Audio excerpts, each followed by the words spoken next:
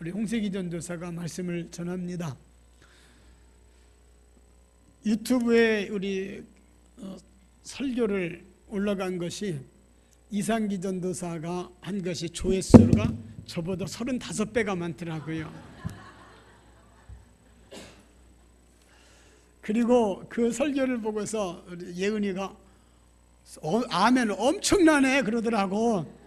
오늘 또 여러분들이 우리 홍 전도사가 설교할 때 정말 편안하고 담대한 마음으로 전할 수 있도록 여러분이 반응을 해주시고 오늘도 아멘이 우리 홍 전도사에게 힘이 되고 또 여러분에게는 은혜가 되시기를 바랍니다. 그래서 또다시 유튜브에 조회수가 저보다 또 40배 50배 더 많이 될 수 있도록 여러분들이 오늘 아멘으로 화답하시고 은혜 받으시기 바랍니다.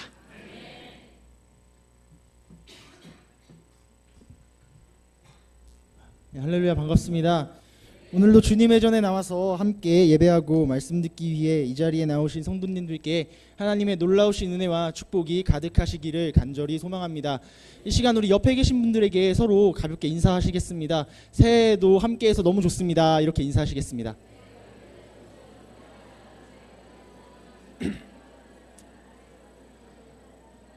네, 이 시간 한 번 더 인사하실 텐데요.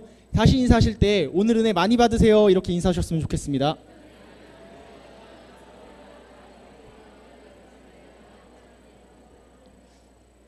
예, 오늘 제가 설교 전에 한 점심시간 때쯤에 한 권사님을 제가 뵀는데요. 제가 지나가는데 갑자기 저를 급히 붙잡으시더니 저더러 오늘 설교를 하냐는 겁니다. 그래서 제가 어떻게 그렇게 됐습니다 라고 얘기를 하니까 교회 목사님이 바뀌신 줄 알았다고. 설교 제목이 평소에 목사님이 하시는 설교 제목이 아닌데 만약에 저희 목사님이셨다면 뭐 진솔한 그리스도인 이런 식의 제목이셨을 텐데 전혀 생뚱맞은 제목이 이게 딱 튀어나오니까 목사님이 바뀌신 줄 알았다고 그렇게 말씀을 하셨는데 농담을 하시면서 저희 긴장을 좀 풀어주셨는데요. 절대 그런 게 아니고요. 목사님께서 저에게 오늘 특별히 기회를 주셔서 제가 이 자리에 섰고요. 목사님은 다음 주에 이 자리에 다시 올라오십니다. 그러니까 다음 주에 목사님의 설교를 더 사모하시는 마음으로 기다려서 다음 주에도 와주시고요. 오늘은 제 설교를 좀 잘 집중해서 들어주셨으면 좋겠습니다. 네, 지난 12월 달 말에요. 이상기 전도사가 이 자리에서 이제 설교를 하지 않았습니까? 근데 그때 갑자기 그날 밤 주일 밤 저녁에 그 전주에 주일 밤 저녁에 저한테 메시지가 한 통이 왔습니다. 이상기 전도사가 저한테 메시지를 한 거였는데 나 목사님이 주일 설교하라더라. 내가 보기엔 조만간 너 한다. 준비해라. 이런 식의 메시지를 저한테 보내는 겁니다. 처음엔 전 장난인 줄 알고 아니 장난을 쳐도 이런 장난을 치나 그러고 있었는데 근데 곰곰이 생각해보니까 이상기 전도사가 그런 장난을 할 사람이 아니라 다음날 가서 물어보니까 진짜 목사님이 시켰다는 겁니다. 그래서 혼자 목사님은 저한테 말도 안 하셨는데 저 혼자 막 김칫국을 마시면서 언제 얘기하시려나 내가 준비를 해야 되는 건가. 왜냐면 항상 목사님은 저랑 이상기 전도사를 같이 시키셨거든요. 저희가 또 절친한 친구이자 뜨거운 동기애로 뭉친 벗이기 때문에 항상 저희를 같이 시키셨었는데 목사님께서 결국 지난주에 저에게 말씀을 하셔서 이 자리에 서게 되었습니다. 이제 지난주에 갑자기 또 그 말씀을 듣고 이상기 전도사 표정이 막 생각이 나는데 저한테 야, 난 끝났으니까 넌 잘해봐라 이런 식의 표정이었는데 그게 어찌나 얄밉던지 정말 속으로 또 부럽기도 하고 그런 마음이 정말 가득했었습니다. 그래도요 이제 오늘 이 시간에는 제가 이상기 전도사의 그때 입장이 되어서 성도님들 앞에서 이렇게 말씀을 전합니다. 좀 하나님이 주시는 거룩한 부담감이 굉장히 가득한데요. 정말 그 부담감 가지고 제가 성도님들께 말씀 전할 텐데 오늘 이 시간에 하나님의 그 놀라운 은혜가 가득 임하셔서요. 오늘 성도님들 이 시간 은혜 많이 받으시고 돌아가셨으면 좋겠습니다. 네, 오늘 제가 성도님들과 나눌 말씀은요. 다니엘서의 말씀입니다. 이 다니엘서의 말씀을 통해서 다니엘과 이 세 친구들에게 하나님이 보여주셨던 은혜를 통해서요. 오늘 우리에게 부어주실 은혜가 어떤 것인지 한번 알아보고자 합니다. 세상에는요 지금 제목이 진짜는 모두가 알아보는 법이라는 제목인데요. 진짜와 가짜를 구별하는 정말 수많은 방법들이 있습니다. 어떤 물건들은요 너무나 티가 나서요 저희들이 한눈에 보기에도 이건 진짜고 이건 가짜다 라고 구별할 수 있을 정도의 물건이 있는가 하면요 어떤 물건들은요 정말 너무나도 정교해서 전문가가 확인하지 않으면 확인조차 할 수 없는 물건들이 너무나도 많이 있습니다. 그런데 결국 중요한 본질은요 진짜는 진짜고 가짜는 가짜라는 사실입니다. 이것은 변하지 않는 사실입니다. 근데 사람들이 왜 그런 진짜에 더욱더 환호하고 연호하는 이유는 무엇일까요?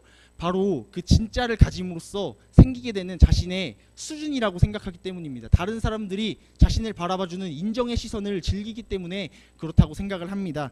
정말 그런 진품을 가지고 다니면, 그런 비싼 물건을 가지고 다니면 내 수준이 이 정도는 된다고 생각하기 때문에 사람들이 아, 저 사람은 저 정도 수준의 사람이다, 아, 저 사람은 저 정도로 물건을 들고 다닐 수 있는 사람이다 라고 생각을 해서 그 사람의 수준을 높여주고 그 사람을 인정해준다는 그런 생각을 하게 되기 때문에 진짜를 더욱더 들고 다닌다고 생각을 합니다.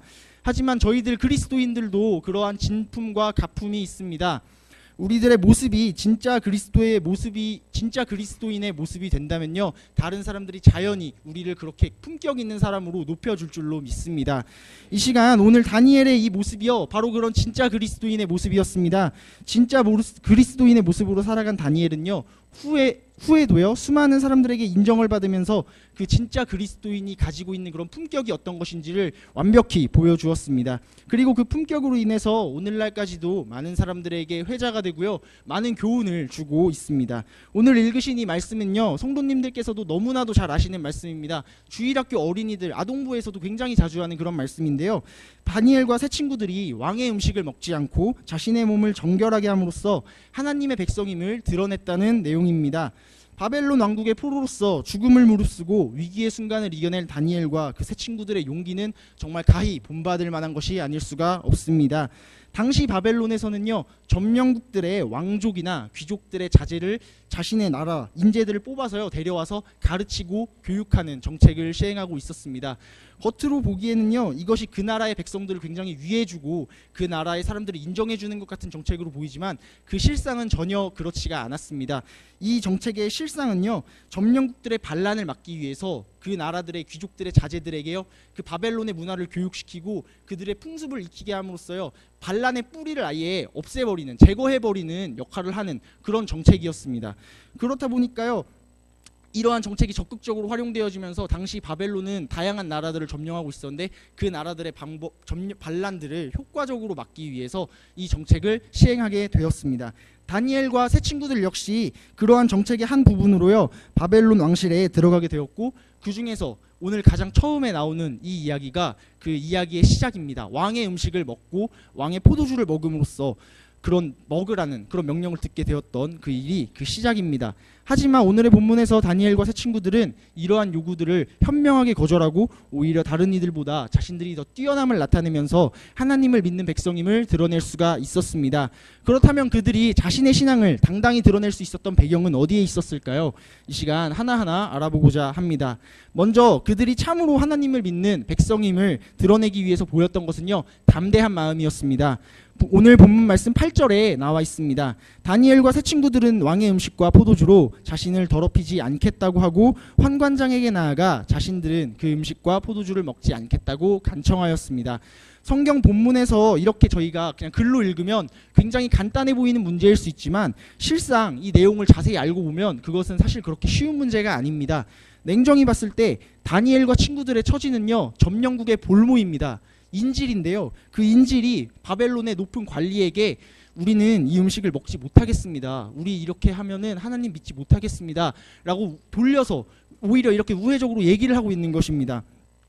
정말 엄청난 배짱이 아닐 수가 없습니다. 우리의 삶 속에서도요, 당장 우리의 윗사람들이 우리에게 무언가를 이야기했을 때 그 이야기에 뭔가 말 한마디 덧붙이기가 정말 쉽지 않은 게 지금 현실인데, 다니엘과 새 친구들은요, 그런 것들을 다 뒤로하고 오직 자신의 신앙 하나 지키기 위해서 담대하게 나아갈 수가 있었다는 사실입니다.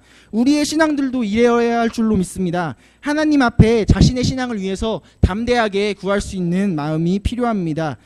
제가 고등학교 1학년 때 있었던 일입니다. 당시 제가 수요예배 찬양팀을 너무너무 나가고 싶어서 학교에 이제 다니고 있는데, 수요예배 찬양팀을 너무너무 나가고 싶은데 야간 자율학습을 뺄 수가 없어서 수요예배를 나갈 수가 없었습니다. 그래서 혼자 막 늘 눈치만 보면서 막 한 주 한 주 지나는데 너무 막 가고 싶은 마음이 너무나 큰 겁니다. 그래서 한번 얘기나 해보자 싶어서 어느 날 어디서 그런 용기가 났는지 모르겠는데, 그 당시 저희 반 선생님이 굉장히 그 1학년 전체에서 가장 무서운 선생님이었습니다. 원리 원칙의 가장 주의자였는데요. 그래서 저희 반은 야간 자율학습을 한 명도 못 빼는 그런 반이었습니다. 그 정도로 원리 원칙 주의자였는데요. 제가 그냥 왜 용기가 났는지 모르겠는데 가서 선생님 교무실 문을 두드리고요, 얘기를 했습니다. 아 선생님, 제가 나중에 신학교 가는 게 정말 꿈인데 수요 예배를 너무 가고 싶습니다. 제가 가서 찬양팀 이렇게 하면서 좀 섬기고 싶은데 어떻게 좀 빼주실 수 없을까요? 라고 이제 제가 조심스럽게 얘기를 눈치를 보면서 했는데 선생님께서 막 한참 동안 고민을 하는 것 같으시더니 제가 고민한 게 되게 무색하게 흔쾌히 그래 가라 이렇게 얘기를 하시는 겁니다. 물어본 제가 무안할 정도로 그렇게 흔쾌하게 얘기를 해주셔서 제가 그 주에 수요 예배가 있던 주였는데 그날이 화요일이었습니다. 제가 말한 주가 그 다음날 수요일이었는데 진짜 신나게 뛰어가서 그날 수요 예배 때 찬양을 정말 즐겁게 불렀던 기억이 납니다. 정말 어떻게 보면요, 저의 이 얘기는 사실 성도님들의 삶의 자리의 이야기들에 비하면 되게 작은 부분일 수도 있습니다. 그런데요, 제가 여기서 말씀드리고 싶은 건요, 하나님 앞에 작던지 크던지 용기를 내어서 담대하게 자신의 신앙을 고백할 수가 있다면 하나님께서 우리를 그런 구별된 사람으로 만들어 주실 수 있다는 사실입니다. 이 일이 있은 후에요, 저는 학교에서 친구들한테 놀림을 받았는데요, 야간 자율학습을 교회 때문에 빼는 이상한 애라는 놀림을 학교에서 받곤 했습니다. 근데 저는 그 놀림이 지금까지도 하나도 기분 나쁘지 않고 굉장히 즐거운 기억으로, 추억으로 남아 있습니다. 예, 그런 우리 성도님들께서도요, 나중에 제가 가지고 있는 이런 즐거운 추억처럼 이런 하나님께서 주시는 담대한 믿음 가지고 그런 소망으로 자신의 신앙을 멋지게 지켜나가시는 우리 성도님들이 되시기를 간절히 소망합니다. 예, 두 번째로는요, 순수한 믿음이었습니다. 정말로 하나님을 믿는 사람들은요, 하나님께 자신의 삶을 온전히 믿고 맡기는 삶을 살아갑니다. 환관장은요, 자신이 다니엘의 요구를 들어준다면 곤란을 피하지 못할 것이라는 사실을 알았습니다. 말씀 10절에도 나오듯이 내가 네 말을 들어주면 하나님, 분명히 나는 왕에게 문책을 피하지 못할 텐데 내가 너의 요구를 어떻게 들어주겠니? 이렇게 얘기를 하자 다니엘은요, 지혜롭게 한 방법을 제시함으로써요, 문제를 해결하게 됩니다. 오늘 본문 12절에서 13절의 말씀인데요, 다니엘과 그 세 친구들은요, 열흘 동안 채소와 물만 먹을 테니 그 후의 모습을 비교해보자는 방법을 제시합니다. 이 말을 들은 환관장은요, 그 자리에서 납득을 하고 그래 그럼 그렇게 해보자 라고 이야기를 하면서 다니엘의 말을 수용하고요, 그들이 구별된 삶을 살아갈 수 있도록 도와줍니다. 위에서와 마찬가지로 정말 대담한 제안이 아닐 수가 없습니다. 만일 다니엘과 친구들이 그 열흘 동안 아프기라도 했다면 건강한 모습이 아니고 수척한 모습으로 분명히 나타났을 것이고요. 그리고 기본적으로 저희가 평소에 생각하는 이미지 자체도 고기를 많이 먹는 사람이 아무래도 야채를 많이 먹는 사람보다 더 건강해 보이고 튼튼해 보이는 이미지가 있을 수가 있지 않습니까?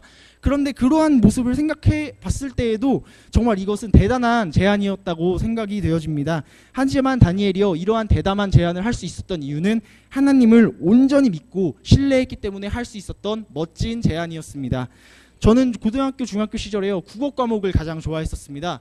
이 국어 과목을 가장 좋아했는데 그 중에서도 이제 한국 고전문학이라는 부분을 국어 과목에 배웁니다. 그게 이제 한시나 시조 또는 뭐 고전 소설 이런 것들에 대해서 배우는 건데요. 그 중에서 영웅신화라는 부분을 또 배웁니다. 근데 그 영웅신화에는요, 항상 선생님들이 그 영웅신화를 배울 때마다 가르쳐 주시는데요, 항상 공통된 특징들이 나온다고 귀에 못이 박히도록 얘기를 해주셨었습니다. 그래서 오늘 제가 그 영웅설화의 특징에 대해서 조금 짧게 설명을 해드리도록 하겠습니다.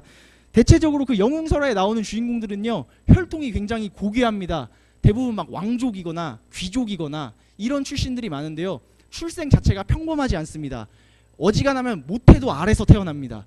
거의 모태도 아래서 태어나고요, 태어나자마자 하늘을 나는 건 기본입니다. 그런 놀라운 능력들을 가지고 태어납니다.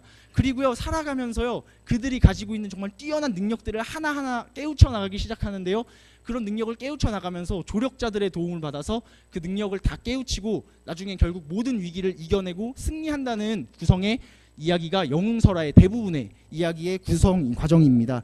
그런데요, 성경에서도 이러한 공통된 특징을 몇 가지 우리가 볼 수가 있습니다. 근데 오히려 좀 반대입니다. 성경에서는요, 고귀한 혈통, 뭐 비범한 출생 이런 것들이 없습니다. 성경 어디에도 아래서 태어났다는 사람은 존재하지 않습니다. 성경 어디에서도 하늘을 날면서 태어났다는 사람은 존재하지가 않습니다. 그리고 그들은요, 대체적으로 우리 주변에서 볼 수 있었던 평범한 사람들이었습니다. 양을 치는 목자였고요, 어부였고요, 뭐 농부 같은 그런 평범한 사람들이었다는 사실입니다. 그런데요, 그들에게도 항상 위기는 있었습니다. 어려운 일들은 항상 있었는데요, 그러한 위기의 순간에 그들은 항상 공통적으로 한 가지를 했는데요, 바로 하나님을 간절히 찾았다는 사실입니다. 그들이 가장 하나님을 간절히 찾았을 때 하나님께서는요, 그들의 인생을 책임져 주시고 그들을 하나님의 정말 백성으로, 진짜 하나님의 백성으로 세워주셨다는 사실입니다. 이스라엘의 가장 위대한 왕으로 평가받는 다윗 왕은요, 어린 시절 아버지의 말을 듣는 평범한 목자였습니다. 다윗은 아버지의 심부름으로 형들에게 식량을 전하러 갔는데 그 사이에 골리앗을 쓰러뜨렸던 놀라운 일이 일어났던 것입니다. 세상 사람들의 눈으로 봤을 땐 정말 말이 되지 않는 일입니다. 작은 어린 소년이 거구의 남성을 돌팔매질 한 번으로 쓰러뜨렸다는 일이 정말 말이 되지 않는 상황일 수밖에 없습니다. 그리고 그 전의 상황도 물론 말이 되지 않습니다.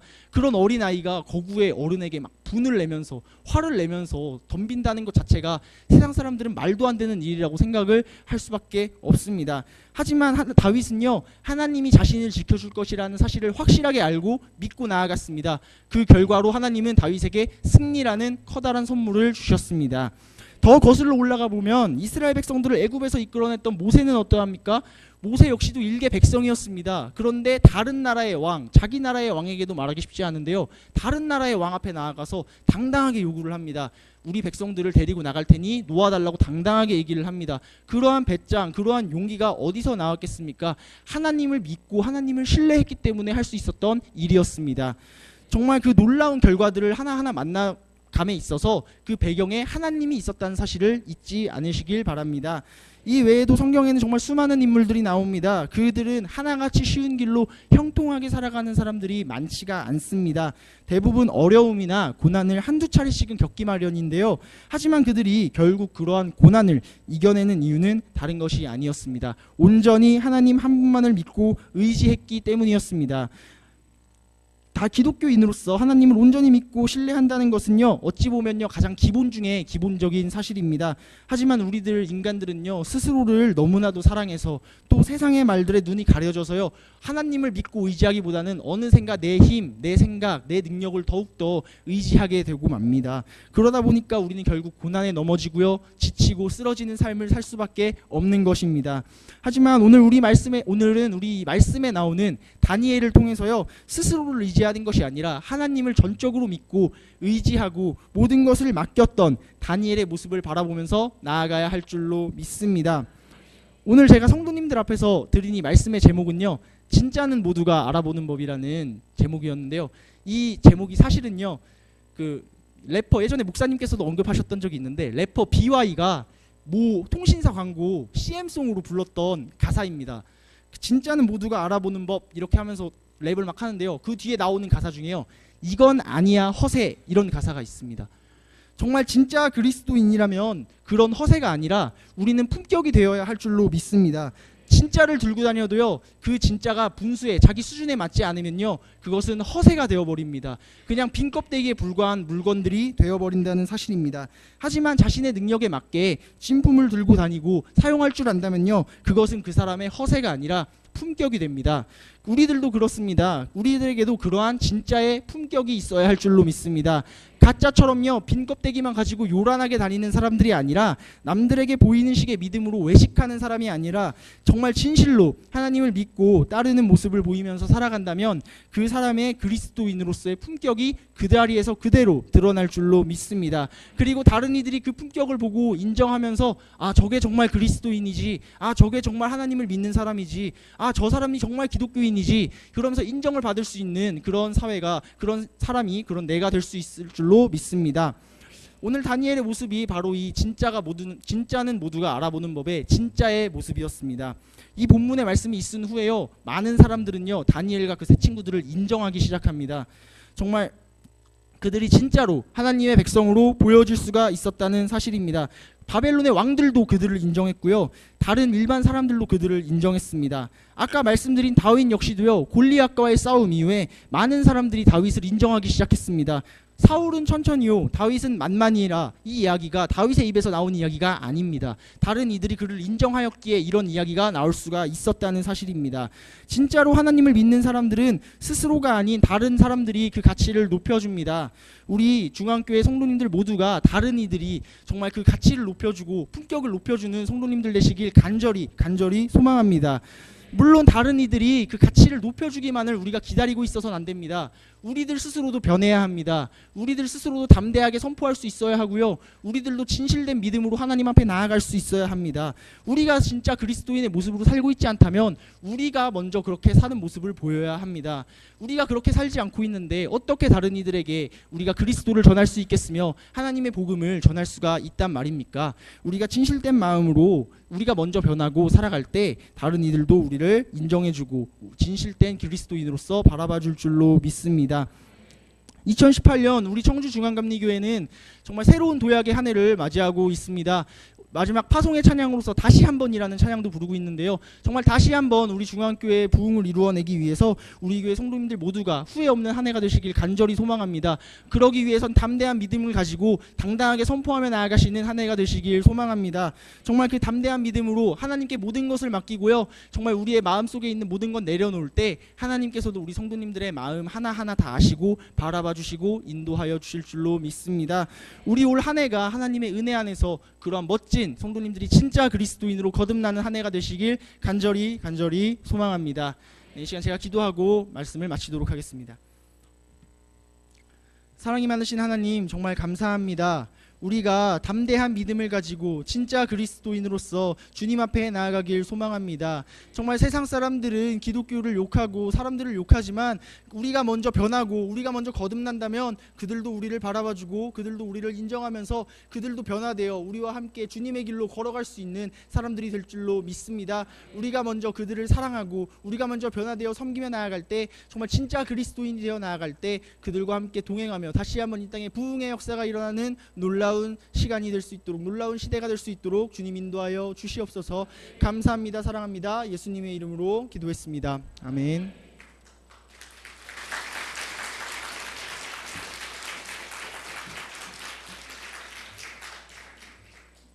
잘했어.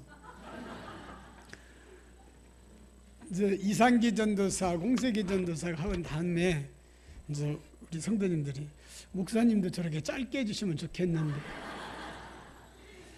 지난주에도 그 이전도사 때 거 또 홍전도사 보니까 20분짜리거든. 그런데 저한테 너무 기대하지 마십시오.